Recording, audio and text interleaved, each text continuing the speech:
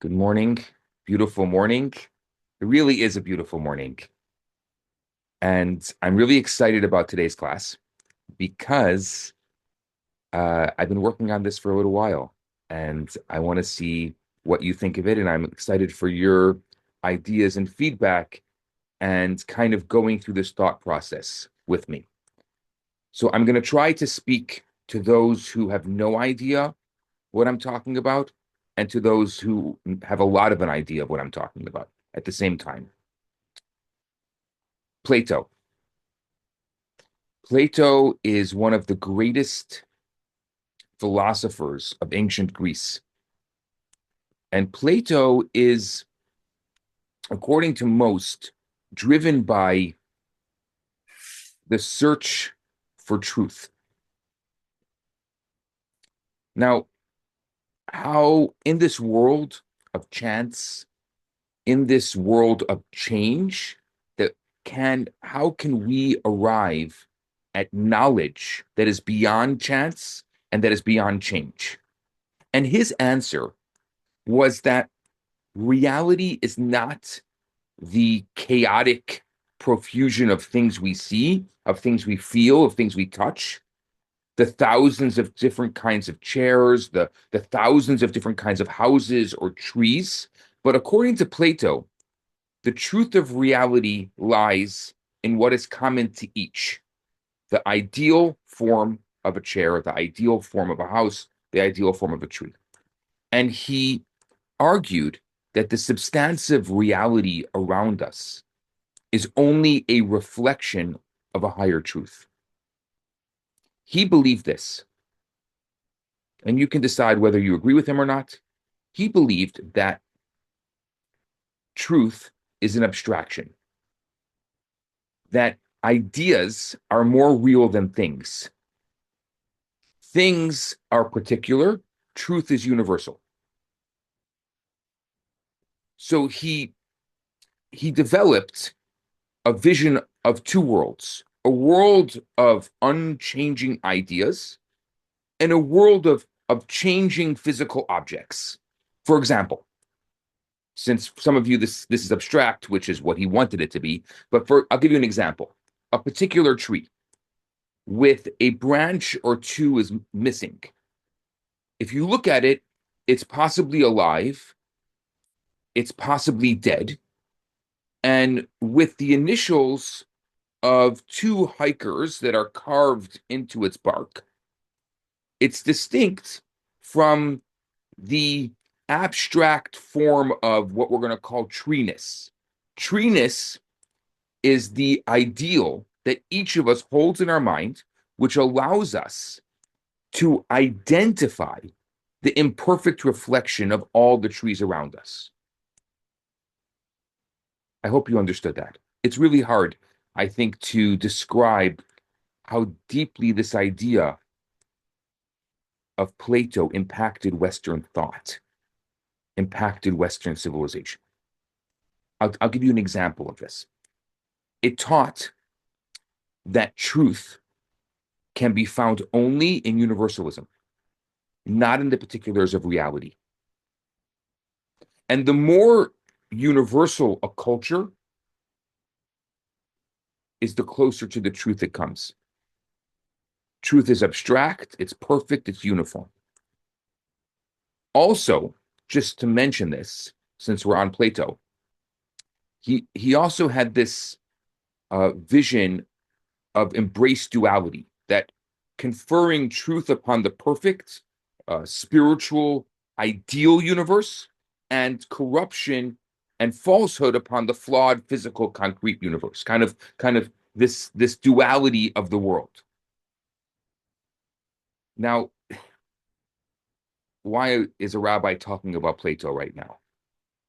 Because it's equally difficult to exaggerate how deeply the Kabbalistic tradition and Chassidic tradition of Judaism dismissed this seemingly compelling idea. So, to be sure, Jewish mysticism discusses in great detail how each physical existence originates in the pristine world of the spirit. where it can be encountered in a far more wholesome, in a far more complete manner. For example, if you look at the Midrash, the two realities are known as the heavenly Jerusalem versus the earthly Jerusalem. The earthly Jerusalem is frail, it's vulnerable, it's destructible, and the heavenly Jerusalem is eternal. Yet, maybe still, the teachings of Kabbalah have completely dismissed Plato's conclusions, in which he shuns the physical in favor of the spiritual, ignored the particular in favor of the universal, and he scorned at the concrete in favor of the abstract. The rabbis, the sages, knew how to compress profound philosophical ideas in concise and seemingly simple phrases. I was talking to somebody yesterday and he was telling me about a book he's writing. And I said, an amazing book is 80 pages because the ability to write 500 pages, okay, it takes time, but it's not incredible. Incredible is the ability to compress profound ideas into simple phrases. I'll give you an example. The sages say, God promised that he would not enter into the heavenly Jerusalem until he did not enter into the earthly Jerusalem. I'll say it again. God promised that he would not enter into the heavenly Jerusalem, right, the spiritual, the abstract, until he also did not enter into the earthly Jerusalem, the physical, the concrete. This was the rabbi's way of dismissing the dramatic conclusion of the Platonic idealism. So what I want to do today is I want to explore the ramifications of these two conflicting worldviews within the psychological arena of human existence.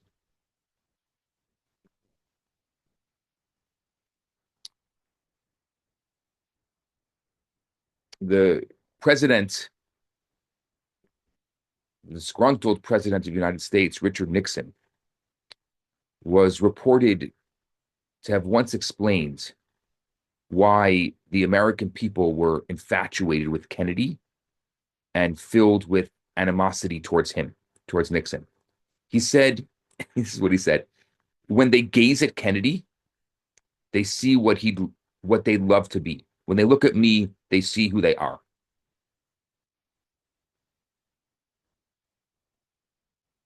Most of us own two lives, the lives of our dreams and the lives of our reality. The life we wished for and the life that we ended up with. Many people can speak about at least two marriages, the marriages they dreamt of having and the marriages they ended up with. And I think this is true concerning most issues in life. The city that you thought you would live in and the city you're actually living in. Children, careers, relationships, psychological serenity, physical health. As innocent children or as idealistic youngsters or as newlyweds who are flying high, we harbor a particular vision of what life, of what romance, of what family, of what success might be like. And then we grow up and we're called to the task of translating this magical vision into a concrete reality. We're confronted with the challenge of constructing lives of wholesomeness, of happiness, in a world that's filled with stress and anxiety and pain and disillusionment. And what happens? Lots of us get frustrated. We get downtrodden, broken by the flawed realities that we have to confront. We yearn to escape to Plato's idealistic world, the world where all flawed objects are transformed into perfect ideas. Now, you know, rabbis can tie anything to anything. I want to bring this into this week's Torah portion. There's something very intriguing about this week's Torah portion. Anybody even slightly familiar with the Bible is aware of this unique portion. The Torah itself, complete with sagas, with rich and complex and profound. The ideas of the Torah are often depicted in a few short biblical verses. Each word of the Torah literally contains layers upon layers of interpretation. And for sages and for scholars and rabbis over the past 3,000 years, it was clear. And the more you study, the more you unlayer how clear this is, that there is not a superfluous word or even letter in the whole Torah. And large sections of the Talmud are based on this premise. If a verse is even somewhat repetitive, if two words are used where one word would suffice, or a longer word is used when a shorter word would have sufficed, there will be commentaries upon commentaries about those letters, saying there's a message, a new concept, another law. But then you have this week's Torah portion and next week's Torah portion that are two complete parshas that are entirely superfluous. They're literally a repeat of the Torah portions that are 3 portions ago. Truma and Tetzava, this week Vayako, and next week Pekudei. They're literally superfluous. These are the final 2 sections of the book of Exodus, telling the story of how the Jewish people constructed a portable tabernacle. It was called a Mishkan, that would accompany them during their 40-year journey in the desert. Now, if you go look back a few portions, when it's first spoken about in the portion of Teruma or Tetzava, the Torah gives us a detailed account of God's instruction to Moses regarding the construction of the sanctuary. With meticulous description, God lays out to Moses every single detail of the tabernacle, every piece of furniture, every item, every article, every vessel that should become part of the sanctuary. Nothing is left out. From the holy ark, the candelabra, the menorah, the altar, to the pillars, to the wall panels, to the sockets, the curtains, the ropes, the bars, the hooks, the pegs. Every single element of this design is specified with their exact shapes and dimensions. In these portions, before, God also presents Moses with the exact instructions of how to weave the garments down to the last tassel. The garments that would be worn by the holy priests, by the Kohen Gadol, when they would perform the service in the sanctuary in the Mishkan. And here we open. We open this week's Torah portion just a few chapters later in the story of how the Jewish people carried out these instructions. And the 2 previous portions are basically repeated verbatim. So much so that Rashi, who's the foremost super commentary on the Torah, has very little to say because he said it already in the previous portions, which is unheard of. And once again, the Torah records every nook, every cranny of the sanctuary, and tells us of the actual building, the carving, the weaving of every pillar, the wall panel, the peg, the hook, the bar, the tapestry, the piece of furniture, the vessel. every single thing that comprised the Mishkan. For a second time, we are informed of every decorative form, artistic design sculpted in each and every piece of the tabernacle, every single shape, every single design, every dimension of every article. Now, a single sentence, something like the Jewish people made the sanctuary exactly as God had commanded Moses. That would have been good. We knew about it already. I mean, we would have saved 2 entire portions with that line. It literally would have spared the Torah more than 1,000 words. So, of course, we're going to ask the question, why the need for hundreds of sentences that are purely repetitive of facts that have been said earlier? I think that one of the worst mistakes that a speaker, that a teacher, that a writer can make is to be repetitive. The crowd's going to say, you made your point. Come on, move on. You probably feel like that already today. I think this is true in regard to anyone who speaks or writes.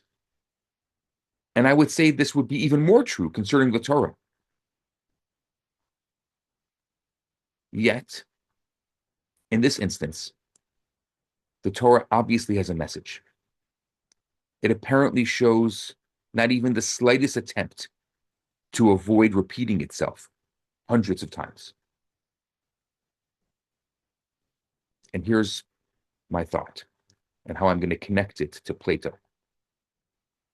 The truth is that I don't think the Torah is repeating itself at all, because the Torah is discussing 2 distinct sanctuaries, a heavenly model and an earthly model. The first 2 portions outline the structure and the composition of the sanctuary as it was transmitted from God to Moses. This was the conceptual, we'll call it the celestial tabernacle.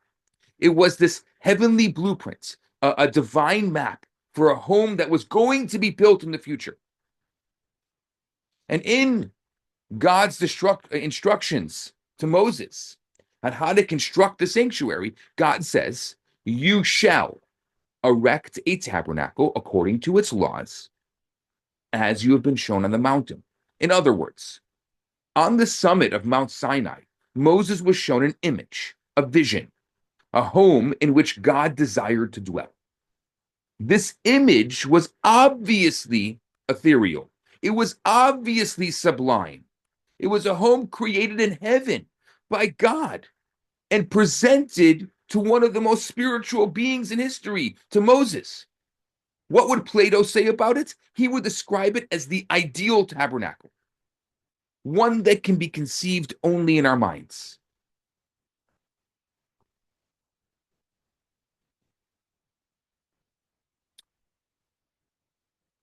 So, in contrast to this first celestial sanctuary, in the last 2 portions of the book of Exodus, in which Moses descends from the glory of Mount Sinai and presents the people of Israel with a mission of fashioning a physical home for God in a sandy desert.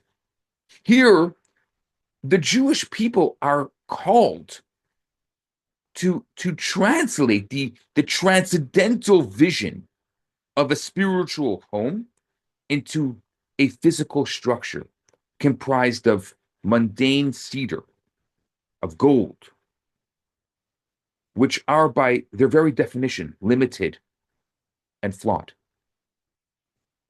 So the second sanctuary that the Jews built may have resembled in every detail the spiritual model described a few chapters ago, but in its very essence, it was completely different.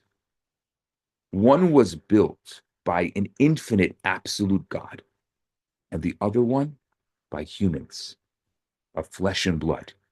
One consisted entirely of nebulous spirit, and the other of gross matter. One was designed in heaven, and the other was designed and completed on earth. One was perfect, and the other was flawed. And I think, if I can be so bold to say this, this has an incredible lesson for us in our personal lives. I think these two sanctuaries reflect the two lives that most of us deal with throughout our years in this world of falsehood. Each of us owns our heavenly sanctuary, envisioned atop a summit, spiritual and psychological serenity, representing a vision, a dream of life, a marriage aglow with love, with passion, with endless joy. This is the ideal home, the ideal family, the ideal marriage. Then we have an earthly sanctuary, a life that's filled with challenges, things that we can't control, battles, setbacks, and one in which we attempt to create a space for God amidst the tumultuous heart and a stressful life. I'll tell you what's astonishing. At the end of the whole story of the book of Exodus, we are told that it was only in the second sanctuary that the divine presence came to reside. That God wished to express his truth and eternity within the physical abode, created by mortal and fragmented human beings on barren soil, not in the spiritual sanctuary atop Mount Sinai. You understand which one of these two and why we can challenge Plato? Which one of these two did God choose to dwell in? God did not choose to dwell in the heavenly sanctuary.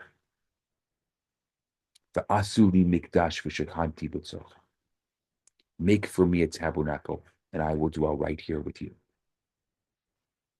If the Torah had not repeated the story of the sanctuary, just leaving it at the Jewish people made the sanctuary exactly as God had commanded Moses, we might have entertained the notion that our sanctuary below is valuable insofar as it resembles the sanctuary above. But the primary sanctuary, this is what we would have thought, is the perfect one designed by God in heaven. That the beauty of the earthly abode depends on how much of it is capable of mirroring our heavenly abode. That what we're trying to do is we're really all trying to go to heaven. And this world is just a mirror of heaven. That's what we would have thought. In this notion, this is literally the Platonic notion. This is what Plato said. And in this Platonic notion, if you will, that the Torah was attempting to banish by repeating the entire sanctuary story a second time, that God did not desire a duplication of the spiritual sanctuary in this world. That's not what God wanted. The value of the earthly abode was not in how much it mirrored its heavenly twin. The Torah, in its own beautiful fashion, is teaching that God wished for a second, a distinct sanctuary, one that would mirror the design of the spiritual one, but would remain unique in its purpose to build, to create, to fashion a dwelling place for God in this coarse world, to light a candle of truth in a world of lies, to search for the spark of truth in a broken heart, It is in this struggle. It's in this world that is filled with struggle where God allows himself to be found. So, if the Torah had not repeated the story of the sanctuary, it would have saved itself hundreds of sentences. But I think it would have robbed us of maybe its most powerful message, that you and I, physical beings, in living in our ordinary, flawed, fragmented day-to-day life, permeated with the morality and the spirituality of the Torah and its mitzvot, we have, you and I, we have the ability to create heaven on earth.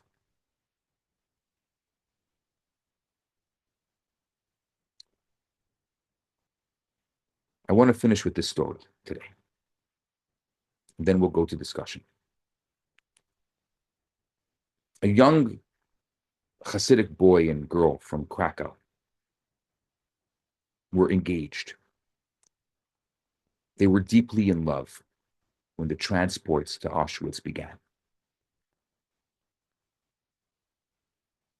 Their entire families were decimated, and they both assumed that their life partner to be was also dead. One night, close to the end of the war, the groom saw his bride standing on the woman's side of the fence. When the Russians came and liberated them, they met and they went for a stroll. They entered a vacant home where they spent, for the first time in years, some moments together. Suddenly, the young woman came upon a mirror. She saw herself for the first time in years. Her dazzling beauty had turned into a skeleton. She had no hair. Her face was full of scars. Her teeth were knocked out. She was thin as a rail. And she cries out, "Woe, what has become of me? I look like the angel of death himself. Would you still marry such an ugly person?" And he looked at her and said, "You never looked more beautiful to me than right at this moment." I've heard this story many times, and every time I hear this story, I think about which beauty was this young man referring to. It wasn't the external, attractive beauty of a healthy and shapely human. It was the internal, the sacred, the deep beauty emerging from human dignity, from courage, from a spirit who faced the devil himself and still chose to live, still chose to love. And maybe that's why God chose the second sanctuary and not the first. On the surface, the sanctuary in heaven is far more beautiful. It's far more perfect than the sanctuary on earth. And the truth is that beauty and depth exist in our attempt to introduce a spark of idealism in a spiritual wasteland. That a palace built in heaven can never duplicate.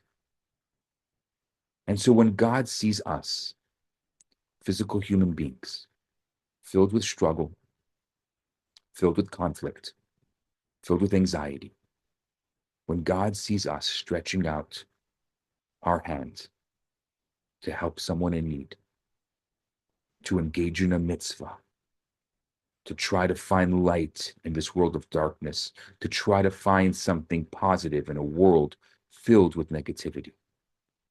God turns to the billions of angels filling the heavens and says, have you ever seen anything more beautiful than that?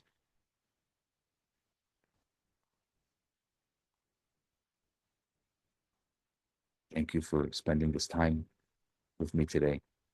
Hashem should bless each and every one of us every day in the struggles and in the trials and tribulations, that we should think constantly, have you ever seen anything more beautiful than that? That our lives are filled with love and joy and beauty, even the difficult moments. And with that, Hashem will mirror us and say, yes, that's the flawed, difficult world. And look at these people that are within it, but rise above it. Shabbat Shalom.